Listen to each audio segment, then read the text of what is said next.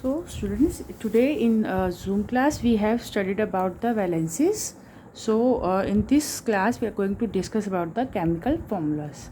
So I have done these two. First is the sodium carbonate. First the symbol of sodium is Na and carbonate is CO3. So valency of sodium is +1, carbonate -2. When you cross multiply, the formula is Na2CO3.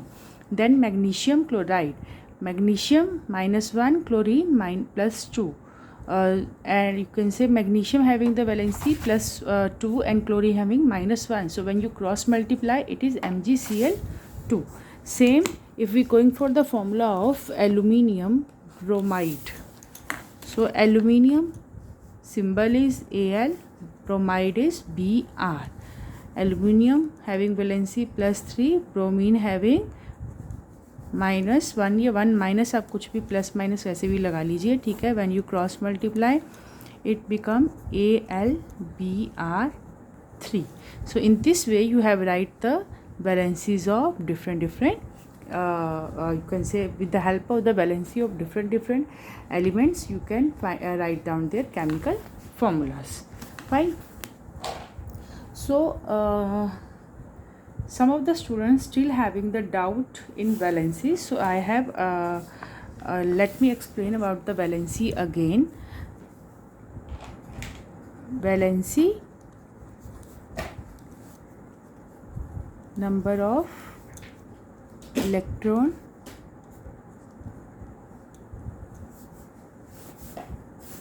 first I talk about the valence electrons, not valency. So valence electron, number of electron present in outermost shell. ठीक है. अब जैसे मैंने बताया कि there are the shell K, L, M, N, ठीक है. So O and P also, right? So number of electrons are going to distribute in these shells, fine. So let's start with the atomic number sodium. Sodium is 11. So in first shell having the capability of I am writing the capability of the electrons 2, 8, 18, 32.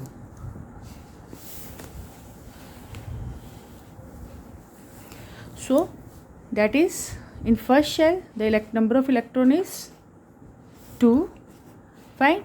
Then in next is there is 8 and then in next there is 1. So this one is the valency of sodium. By losing it 1 electron, the valency is +1. ठीक है. Then we are going to about magnesium. Magnesium having the atomic number 12. So number of electron is 2, 8, 2. So when magnesium lose 2 electrons, the valency is Mg+2. Then aluminium 13, 2, 8, 3. So electron is valency is going to be Al3. Then there is a carbon.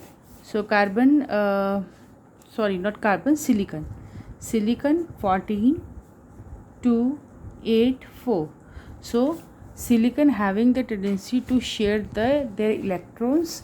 So you can say it mostly form the covalent bonds, compounds. ठीक. Then there is after silicon there is a phosphorus 15, 2, 8, 5. So phosphorus gain the 3 electrons, so their valency is -3. Then sulfur 16, 2, 8, 6. Sulfur having a tendency to accept the 2 electrons, so their valency is -2. After sulfur there is chlorine Cl 17, 2, 8, 7. So they having the tendency to accept the electrons. How much electron they can accept? They accept the electrons Cl -1. Then there is a argon. Argon is the noble gas. Why it is a noble gas? Because valency is 2, 8, 8. Fine.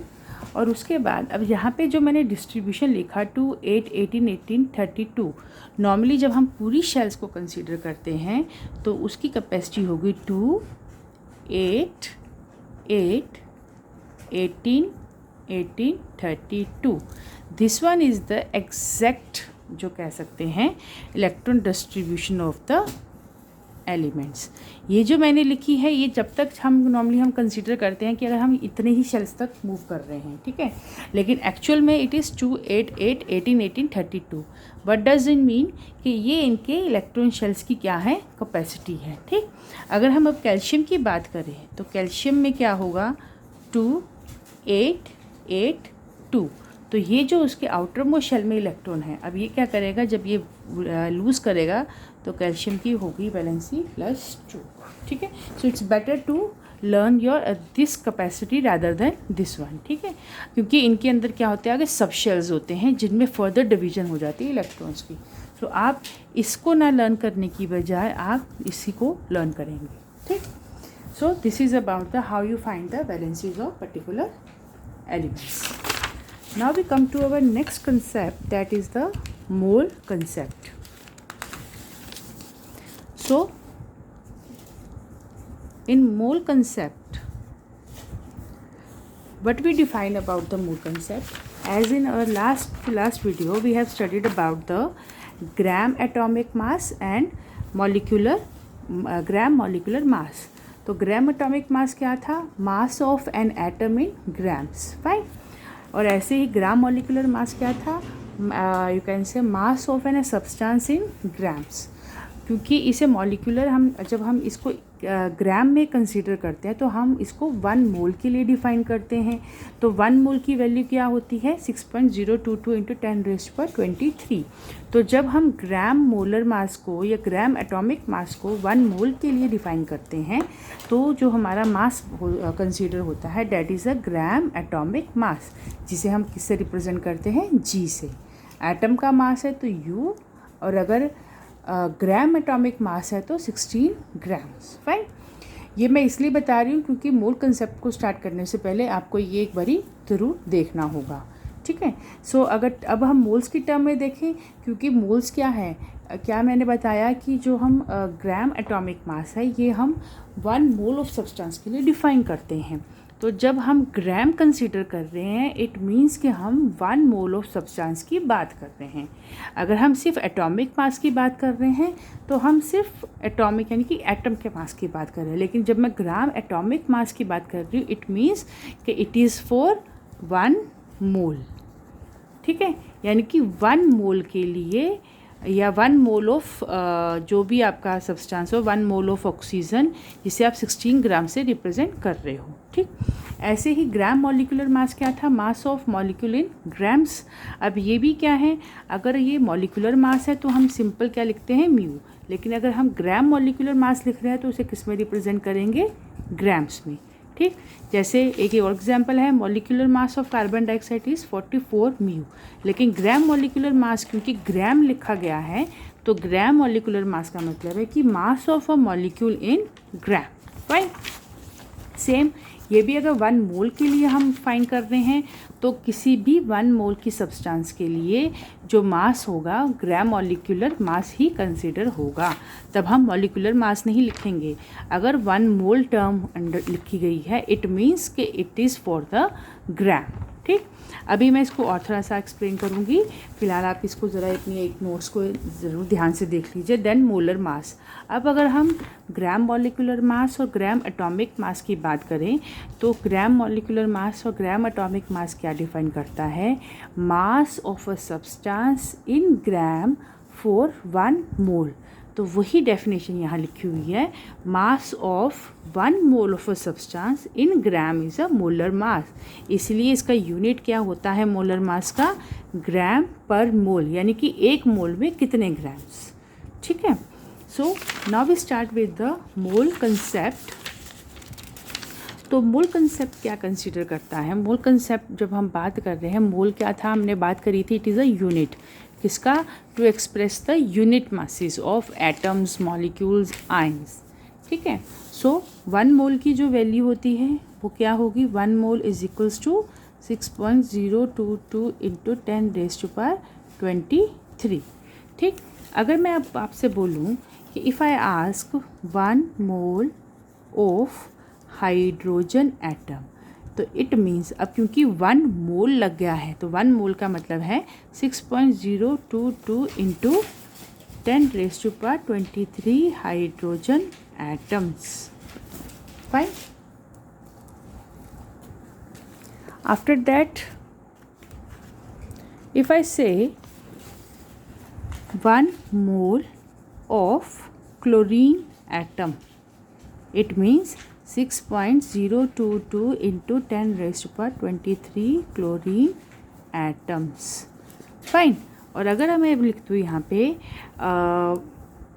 1 mole of O2 molecule, तो इसका मतलब क्या होगा 6.022 into 10⁻23 molecules of oxygen, जिसे हम ऐसे भी लिख सकते हैं। कितने मॉलिक्यूल क्या है ऑक्सीजन का? एक, और एटम किस में? इसमें 2। फाइन।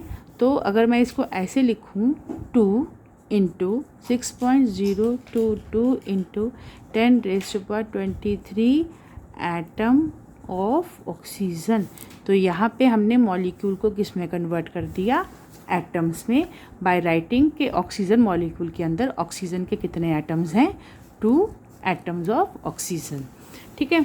ऐसे ही अगर मैं लिखूँ 1 mole of sulphur molecule, it means 6.022 into 10⁻23 molecules of sulphur, या इसको मैं ऐसे लिख दूँ 8 into 6.022 into 10⁻23 atoms of sulphur. तो इन सब से क्या निकल के आती है डेफिनेशन कि 1 मोल क्या रिप्रेजेंट कर रहा है? 1 मोल हमें क्या रिप्रेजेंट कर रहा है? 1 mole represent a group of 6.022 into 10⁻23 particles. और वो पार्टिकल्स क्या क्या हो सकते हैं? वो पार्टिकल्स एटम भी हो सकते हैं, आयंस भी हो सकते हैं, मॉलिक्यूल्स भी हो सकते हैं। ठीक है। फाइन। ठीक है। सो इसे हम 1 मोल की डेफिनेशन भी कंसीडर कर सकते हैं। ठीक। अब हम और थोड़ा सा एग्जाम्पल में इसे कंसीडर करें। If I right 1 gram atomic mass of carbon atom, अब या मैं इसको ऐसे लिखूं कि ग्राम एटॉमिक मास ऑफ कार्बन कितना होता है? 12 ग्राम। इसका क्या मतलब होगा? इसका ये मतलब होगा कि if I write gram atomic mass, it means I am dealing with 1 mole of carbon atom, क्योंकि कार्बन एटम यहाँ पे हम ग्राम एटॉमिक मास की बात कर रहे हैं। ठीक है। तो it means I am dealing with the 1 mole of carbon atom. ठीक। अब अगर मैं लिख दूँ सो बस आपको ये पता लग जाना चाहिए कि अगर हम जहाँ पे हमने ग्राम एटॉमिक मास लिख दिया, इट मीन्स कि हम जिस भी मास को डील कर रहे हैं वो 1 मोल के लिए लिख रहे हैं।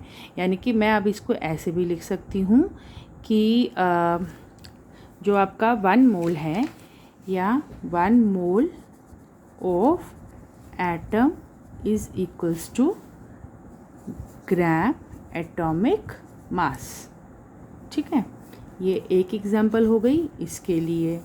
ऐसे अगर मैं लिख दूँ next example, gram molecular mass of water कितना हो गया? 18 ग्राम। It means I am dealing with 1 mole of water molecule. So मैं क्या लिख सकती हूँ? 1 mole of molecule is equals to gram molecular mass. This is gram atomic mass. This is gram molecular mass. Fine. So I hope आपको ये समझ में आ गया. अब आप चाहे इसको 1 मोल ऑफ एटम लिख दीजिए. 1 मोल ऑफ एटम का मतलब क्या है? Gram atomic mass. या फिर हम इसे ऐसे भी लिख सकते हैं. It is equals to 6.022 into 10⁻23 atoms. It is equals to 6.022 into 10⁻23 molecules. यानी कि अगर मैं बोलूँ 1 मोल ऑफ पेंसिल, अगर मैं बोलूँ 1 मोल ऑफ पेंसिल, तो उसका क्या मतलब होगा? It contain 6.022 into 10⁻23 pencils. Fine. This is the another example जो आपको 1 मोल को समझाने के लिए आई थिंक इट्स इनफ. ठीक. सो अब 1 मोल को जब हम डिफ़ाइन करते हैं in the term of definition, हम मोल्स को कैसे फाइंड आउट कर सकते हैं? मोल्स को हम 3 तरह से डिफ़ाइन कर सकते हैं. First is in term of mass, number of moles, जिसे हम रिप्रेजेंट करते हैं एन से, is equals to given mass upon molar mass. इसको हम स्मॉल m और इस तरीके से रिप्रेजेंट करते हैं. So this is our first formula of number of moles. ठीक है. Given mass upon molar mass. ठीक है. ऐसे ही अगर हमें मास को इन टर्म ऑफ पार्टिकल्स करना है, इन टर्म ऑफ पार्टिकल्स, तो number of moles that is n is equals to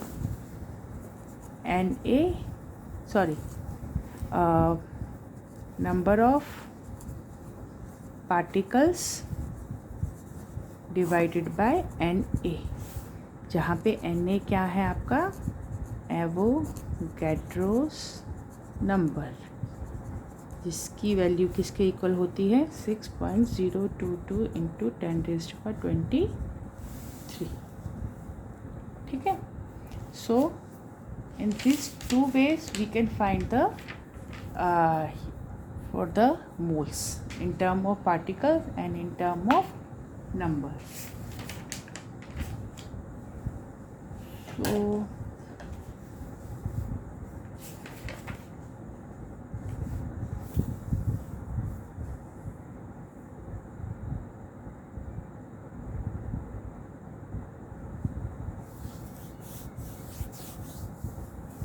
अब ये जो टर्म है ये हम एटम्स के लिए भी यूज़ कर सकते हैं और किसके लिए यूज़ कर सकते हैं? मॉलिक्यूल्स के लिए भी. क्यों?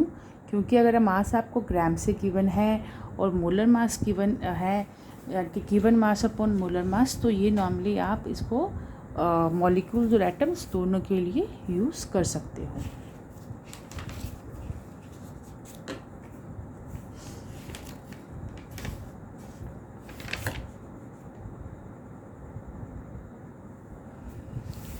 So these are the 2 formulas for the that we are going to use in the numericals.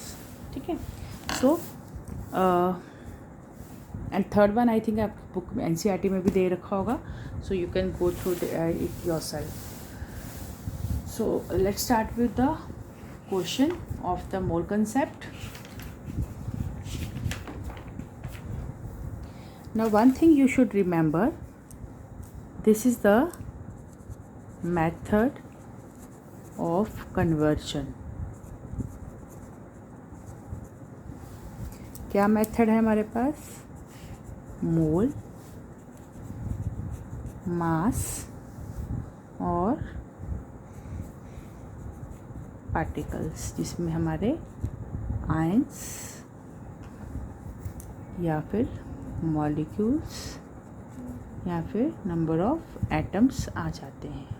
ठीक है, अब अगर हमें मोल्स को मास में कन्वर्ट करना है, ठीक है, अब हमारे पास यानी कि या फिर आपके पास मास गिवन है, तो आप उसे मोल में कैसे कन्वर्ट कर सकते हो?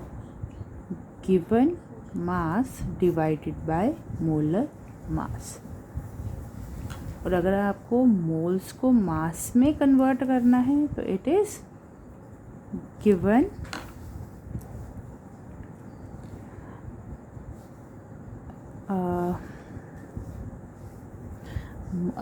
अगर मास को हमें मोल्स में कन्वर्ट करना है तो given mass by molar mass.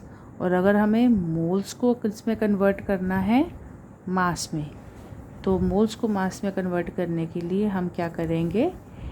It is multiply with the molar mass. यहाँ पे हम डिवाइड करते हैं, यहाँ पे हम मल्टीप्लाई करते हैं विद मोलर मास। ऐसे ही अगर हमें मोल्स को या पार्टिकल्स को मोल्स में कन्वर्ट करना है तो हम डिवाइड करते हैं एवोगैड्रो नंबर से, और अगर हमें मोल से पार्टिकल्स में कन्वर्ट करना है तो हम इनटू करते हैं एवोगैड्रो नंबर से। किसको करेंगे वो डिपेंड करता है कि हमें क्या गिवन है। जैसे यहाँ पे मैंने लिख दिया गिवन मास अपॉन मोलर मास, तो इससे हम रिलेटेड एक एग्जांपल करते हैं। जैसे first question is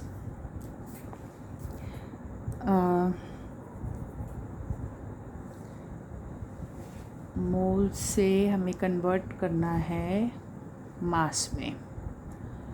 so question is how many moles are 5 gram of calcium,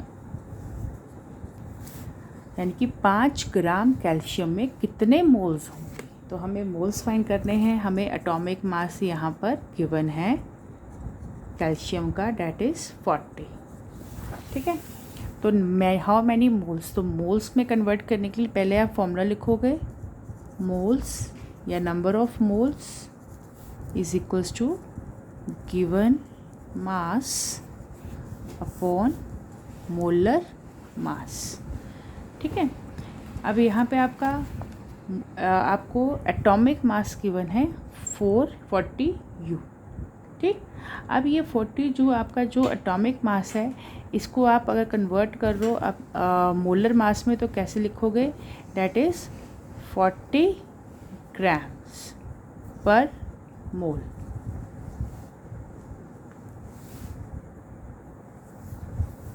इसको हम खुद ब खुद भी कन्वर्ट कर सकते हैं, या इसको हम और एक मेथड से, पहले तो ये तो आपका फॉर्मूला हो गया जो आपको अप्लाई करना है इस क्वेश्चन में, क्योंकि हमें फाइंड क्या करना है? Number of moles. Number of moles find करने हैं। गिवन मास आपको 45 ग्राम है और आपको मोलर मास आपको ये है, लेकिन ये आपको यू में, ये आपको एटॉमिक मास दिया गया है। तो इस एटॉमिक मास को हमें कन्वर्ट करना है मोलर मास में। ठीक, तो मैं अगर लिख दूँ यहाँ पे कि 1 मोल ऑफ कैल्शियम या 1 mole of calcium atom is equals to gram atomic mass of calcium. तो 1 मोल ऑफ कैल्शियम एटम का क्या मतलब है? 40 ग्राम कैल्शियम एटम। यही मतलब हुआ ना, हमने अभी पीछे करा था कि ग्राम एटॉमिक मास ऑफ एटम का क्या कंसीडर किया जाता है? 1 मोल के इक्वल। तो 1 मोल ऑफ कैल्शियम एटम का अगर मास जो है, या 1 mole of calcium atom is equals to 8 gram atomic mass of calcium. तो कैल्शियम का मास कितना है? Atomic mass 40। अब क्योंकि ग्राम में है तो ये क्या बन गया? ग्राम atomic mass. It means now अब हम इसको हम मोलर मास भी बोल सकते हैं। ठीक, अब हम अपना फॉर्मूला अप्लाई करें तो हमें क्या फाइंड करना है? Number of moles. तो नंबर ऑफ मोल्स फाइंड करने के लिए क्या होगा, गिवन मास कितना है आपका 5, मोलर मास कितना है आपका 40।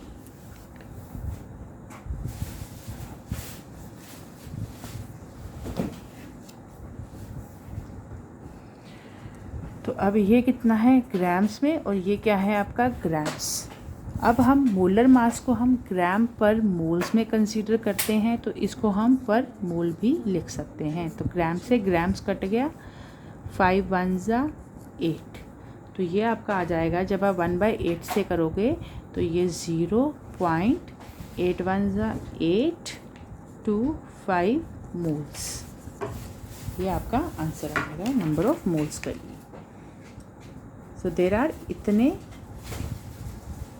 Moles in 5 gram of calcium. तो थोड़ा सा आपको कॉम्प्लिकेटेड लग रहा है, I will repeat it again. को पहले तो आप क्वेश्चन देखिए, आपसे पूछा गया क्या पूछा गया है कि कितने मोल्स होंगे 5 ग्राम ऑफ कैल्शियम। फाइन। अब 5 ग्राम ऑफ कैल्शियम में आपको उसके लिए क्या गिवन है, atomic mass of calcium that is 40 mu.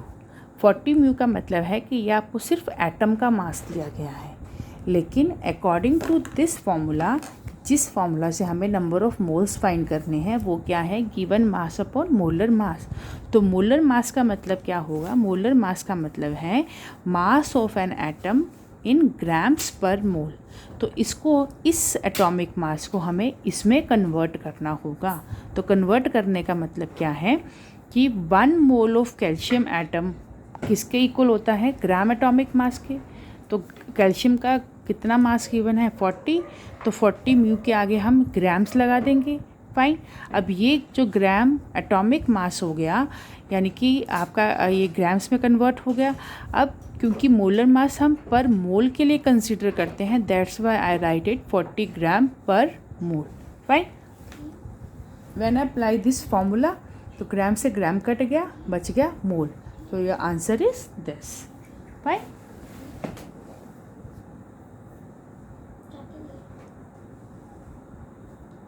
ऐसे ही अब हम एक और क्वेश्चन करते हैं,